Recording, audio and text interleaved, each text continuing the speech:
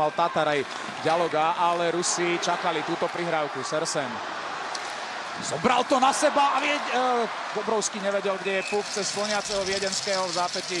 Bartovičov backhand. Tú strelu vôbec nevidel, len si pokryl celý spodok bránky, roztiahol sa, mal šťastie, že ho to trafilo, ale veľmi dobrá strela od naznačenia najprv od Miša Sersena.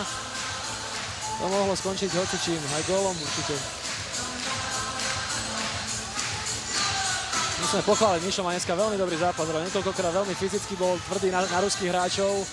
Dokonca pokúša sa strieľať, takže je veľmi dobrý zápas dneska. Začal od toho, od tých drobností, od tej poctivej defenzívy, od tých hitov. Bol tam teč bližňáka po Bartovičovom nastrelení. Predĺžení hrá náš tým zatiaľ aktívne. Mikuš nastreľoval pred bránku, tam sa snažil presadiť Bartovič.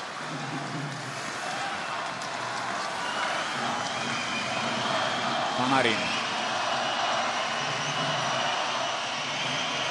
Cez Jurčinu a aj cez Jula Hudáčka Panarin rozhoduje tento zápas. Ani v tomto stretnutí ruská najproduktívnejšia formácia neodíde bez gólu. Prehrávame 2-3 po predĺžení a veľký smutok v našich tvárach, v tvárach našich hráčov. Ale ten bod s Rusmi určite berieme všetkými 10. Pred zápasom by sme ho brali na 100%. Viem, že naši chceli viac.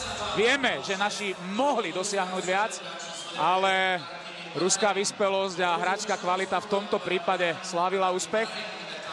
Pred zápasom s Amerikou, ale samé dobré signály, myslím, Miro.